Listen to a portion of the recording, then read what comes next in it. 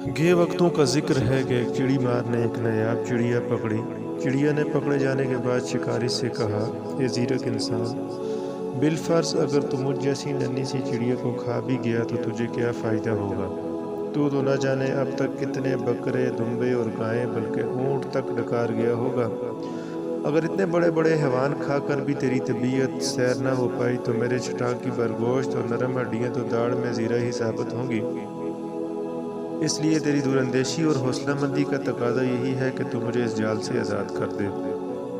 چڑی مار بھی موج میں آ گیا اور شرارت سے بولا، یہ پتا، اگر میں تیری بات مان لوں تو بھلا اس میں میری کیا بلائی ہے؟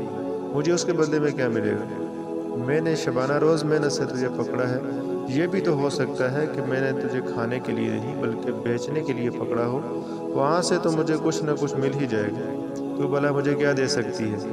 چڑیا بڑی دانا تھی، اس نے کہا، مجھے فروخت کر کے آخر تجھے کتنا مال نصیب ہوگا؟ بس 2 4 10 درہم سے بات آگے کیا جائے گی؟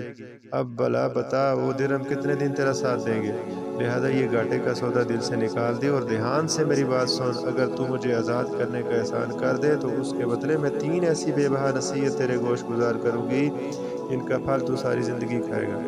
اور تیرے اطمینان کے لیے میں سچ بول رہی ہوں، پہلی نصیحت میں تیرے ہاتھ پر بیٹھے بیٹھے کر دوں گی، دوسری دیوار پر بیٹھ کر کروں گی اور وہ ایسی نصیحت ہوگی کہ ہمارے خوشی کی طرح ڈیروں خون بڑھ جائے گا، اور تیری تیسری نصیحت جو اعلیٰ ترین ہوگی، درخت کی اونچی ڈال پر بیٹھ کر دوں گی۔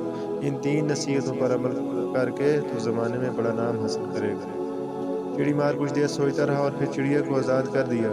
چڑیا حسب وعدہ پھدک کر اس کے ہاتھ پر آ بیٹھی اور بولی، سن، پہلی نصیحت یہ ہے کہ ایسی بات جو کسی بھی صورت ممکن نہ ہو، اس کے بارے میں عقل مند سے عقل مند آدمی بھی تجھے مشورہ دے تو اس پر بھروسہ نہ کرنا۔ یہ کہہ کر چڑیا منڈیر پر جا بیٹھی اور بولی، دوسری نصیحت سن کہ جو مصیبت آ کر گزر جائے اس کو یاد کر کے غمگین نہ ہو، اور ایسے ہی جب کوئی آسائش آ کر ہاتھوں سے نکل جائے تو اس کے بارے میں سوچ کر مسرت حاصل کرنا فضول اور بیکار ہے۔ دوسری نصیحت چڑی مار کے سر سے گزر گئی۔ وہ جھٹ سے بولا، تو اس دوسری نصیحت کو ذرا تفصیل سے بتا، میں سمجھ نہیں سکا۔ چڑیا پھدکتے ہوئے بولی، اس وقت میرے پوٹے میں 10 درہم وزن کا ایک بیش قیمت موتی چھپا ہوا ہے، جس کی قیمت کا دنیا میں کوئی اندازہ نہیں کر سکتا۔ تو یہ موتی حاصل کر کے زندگی بھر کے لیے فکر معاش سے بے خبر ہو جاتا، بلکہ تیری نسلیں بھی شہزادوں کی سی زندگی بسر کرتی، مگر افسوس تو نے میری باتوں میں آ کر بیش قیمت موتی کھو دیا۔ یہ تحفہ شاید تجھ جیسی بدقسمت اور بیوقوف کی تقدیر میں نہیں تھا۔ یہ سننا تھا کہ چڑی مار دہاڑے مار مار کر رونے لگ گیا اور فریاد کرنے لگا، ہائے، میں تو تباہ ہو گیا، میں اس چلاک چڑیا کی باتوں میں کیوں آ گیا؟ اسے کیوں آزاد کر دیا؟ وہ بھی کیسی منحوس گھڑی تھی جب میں نے جال ڈھیلا چھوڑا اور اس نایاب چڑیا کو اپنے ہاتھوں سے گوا دیا۔ اس نے مجھے ہتھیلی میں جنت کا لالچ دے کر لوٹ لیا۔ وہ واویلا کرتا رہا۔ تب چڑیا بولی، ارے او ناسمجھ انسان، میں نے پہلے ہی تجھے نصیحت کی تھی کہ گزری ہوئی مصیبت پر ماتم کرنا مت رہی ہو۔ جب وہ بات ختم ہو گئی تو واویلا کیسا؟ لگتا ہے تو نے میری نصیحتوں کو اپنے بحر پانی یا لالچ کی جلد بازی میں پوری طرح نہیں سنا۔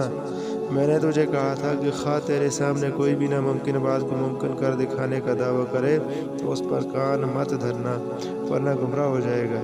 ذرا عقل سے کام لے، سوچ تو صحیح، مجھ جیسی ننھی جان کا کل وزن ملا کر بھی 3 درہم کے وزن سے زیادہ نہیں، بھلا 10 درہم وزن کا موتی میرے ننھے سے پوٹے میں کہاں سے آ سکتا ہے؟ یہ سنتے ہی چڑی مار یکدم رونا دھونا فراموش کر بیٹھا اور حیرت کی تصویر بنا چڑیا کو دیکھنے لگا کہ بلا شبہ یہ صحیح کہہ رہی ہے، میں نے پہلے ہی اس طرف نظر کیوں نہ کی؟ پھر بولا، اے نازک چڑیا، اب برائے مہربانی وہ تیسری نصیحت بھی مجھ پر اشکار کر دے جس کا تو نے مجھ سے وعدہ کیا تھا۔ چڑیا نے کہا، خوب کہا، ارے او نہ سمجھ، تو نے میری پچھلی 2 نصیحتوں کو کون سا پلو سے باندھ لیا؟ جو تیسری نصیحت کا خاصگار ہے وہ اعلیٰ ترین نصیحت تجھ جیسے بے دماغ انسان کے لیے نہیں۔ یہ کہا اور چہچہاتی جنگل کو روانہ ہو گئی۔ اس حکایت سے یہ بات معلوم ہوتی ہے کہ وہ فائدہ جو آپ کو اپنے زیادہ قریب نظر آ رہا ہو، اس کو اس فائدے پر قربان کرنا عقل مندی نہیں جو وعد و وعید کی مرہون منت ہو۔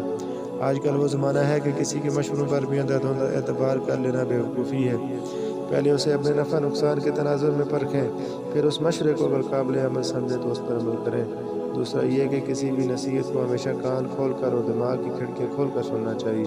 جلد بازی کا کام شیطان کا ہوتا ہے۔